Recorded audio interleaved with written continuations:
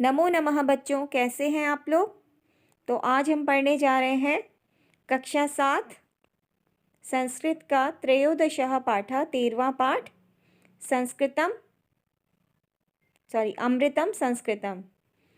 संस्कृत अमृत है, ठीक है।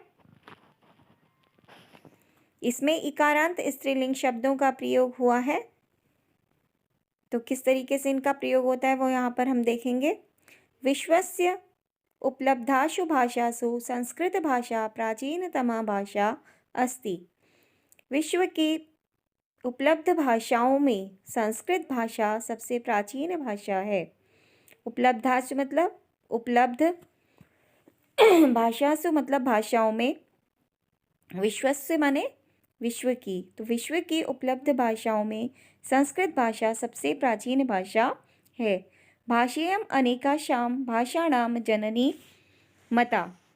भाषाओं की यह भाषा अनेक भाषाओं की जननी मानी जाती है। भाषेयम् अनेकाशां, यह भाषा अनेक भाषाओं की भाषाणां जननी मता, जननी मानी जाती है।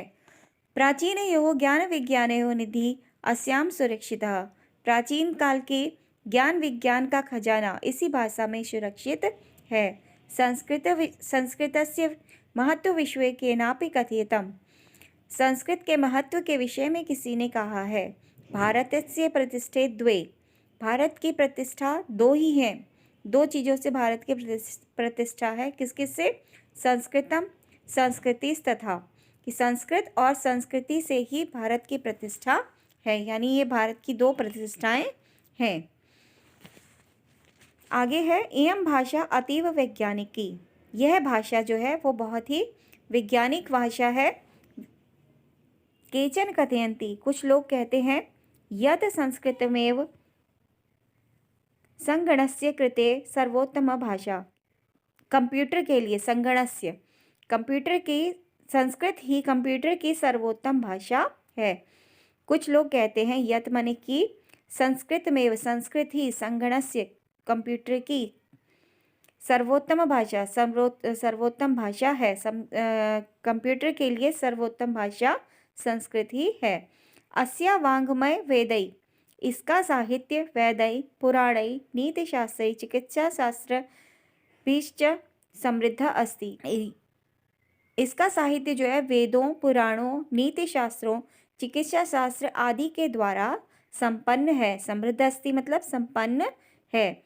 कालिदासानां विश्वकविनां काव्य सौंदर्यम अनुपम, और कालिदास आदि विश्व कवियों के काव्य की सुंदरता तो अनुपम है। कौटिल्य रचयम् अर्थशास्त्रम जगत प्रसिद्धम अस्ति। कौटिल्य द्वारा रचित अर्थशास्त्र संसार में प्रसिद्ध है। गणितशास्त्रे शून्यस्य प्रतिपादनं सर्वप्रथम आर्यभट्ट अकरोत्। गणित शास्त्र में शून्यस्य, जीरो का प्रतिपादन माने आरंभ, जो उसकी उत्पत्ति थी वो कहाँ से हुई ये बताया गया कि गणित शास्त्र में शून्य से प्रतिपादन, शून्य का प्रतिपादन यानी आरंभ सर्वप्रथम आर्यभट्टः अकरोत्। सर्वप्रथम आर्यभट्ट ने किया, वो भी संस्कृत में ही हुआ था। संस्कृत के महान, पहले की पढ़ाई सारी संस्कृत भाषा में ही होती थी, तो आर्यभट्ट जो थे वो संस्कृत के तो महान विद्वान थे ही, साथ ही साथ उनका जो मुख्य विषय था वो गणित था। ठीक है, तो उन्होंने ही जीरो की रचना, जीरो का जो प्रतिपादन था, जो जीरो का जो आविष्कार था वो उन्होंने ही किया था। ठीक है। चिकित्सा शास्त्रे चरक शुश्रुतयो योगदानम विश्व प्रसिद्धम।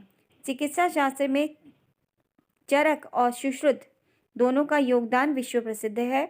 संस्कृते यानी अन्यानि शास्त्राणि विद्यन्ते, तेषु वास्तुशास्त्रम, रसायनशास्त्रम, खगोल विज्ञानम, ज्योतिषशास्त्रम, विमानशास्त्रम इत्यादीनां उल्लेखनीयानि।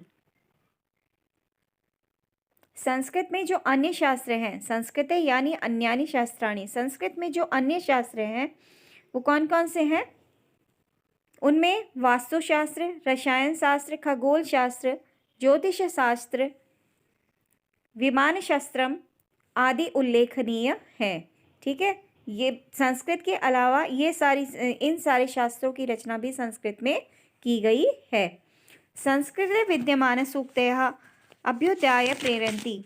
संस्कृत में विद्यमान सूक्तियाँ जो हैं वो उन्नति के लिए प्रेरित करती हैं। यथा जैसे सत्यमेव जयते, सत्य की ही जीत होती है। वसुधैव कुटुंबकम, पृथ्वी सारी पृथ्वी ही हमारी परिवार है। विद्याया मृत मनुष्यते, विद्या से मनुष्य अमृत पीता है। योगः कर्मसु, योग ही कर्म है, यानी कर्म के से द्वारा ही योग संभव है। इत्यादि। सर्वभूतेषु आत्मवत् व्यवहारं कर्तुं, सभी के साथ एक जैसा व्यवहार करना चाहिए। संस्कृत भाषा सम्यक शिक्षयति, संस्कृत भाषा समानता की शिक्षा सिखाती है, यानी हमें सभी के साथ एक जैसा व्यवहार करना चाहिए। ये सभी शिक्षाएं जो हैं हमें संस्कृत से प्राप्त होती हैं। केचन कथयन्ति, कुछ लोग कहते हैं संस्कृत भाषायां केवलम धार्मिकम साहित्यम वर्तते, कि संस्कृत भाषा में केवल धार्मिक साहित्य ही है।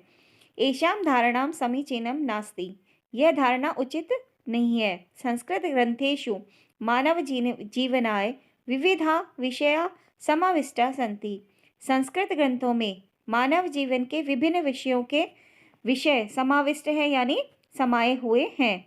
महापुरुषाणां मति, महापुरुषों की बुद्धि। उत्तम जनानां धृति, उत्तम लोगों का धैर्य। सामान्य जनानां जीवन पद्धति, और सामान्य लोगों की जीवन पद्धति वर्णितः सन्ति, वर्णित की गई है। यानी जो संस्कृत भाषा है वो सिर्फ धार्मिक ग्रंथों के लिए नहीं है, बल्कि उसमें मनुष्यों के जीवन के बारे में सभी विषय भरे पड़े हैं, जिसमें महापुरुषों की मति, उत्तम लोगों का धैर्य और सामान्य लोगों की जीवन शैली भी वर्णित है। ठीक है। अतः अस्माभिः संस्कृतम अवश्यमेव पठनीयम, इसलिए हम सभी को संस्कृत अवश्य पढ़नी चाहिए। तेन मनुष्यस्य समाजस्य च परिष्कार भवेत्, इससे मनुष्य का और समाज का सुधार होगा। इसीलिए कहा गया है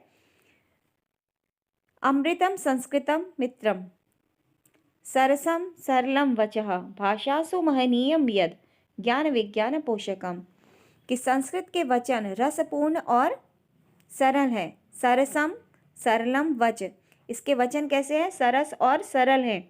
भाषासु महतीयम यद, और भाषाओं में ये कैसी है? महान है।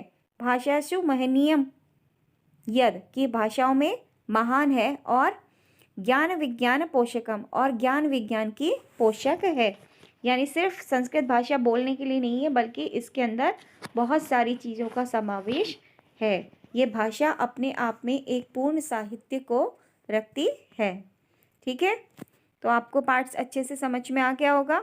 जहाँ कहीं भी आपको प्रॉब्लम लगती है या समझ में नहीं आएगा तो आप कल की कक्षा में मुझसे पुनः पूछ सकते हैं। यहाँ पर ये आपके शब्द अर्थ हैं जो आपके पुस्तक में भी दिए गए हैं, आप वहाँ से इसे देख सकते हैं। तो आज का कार्य आपका ये है कि आप इस पाठ को पढ़ेंगे, इसका हिंदी अनुवाद करेंगे, और जहाँ कहीं भी मुझे समझ में नहीं आएगा कल पुनः कक्षा में आप मुझसे पूछेंगे। ठीक है। आज के लिए इतना ही। धन्यवाद।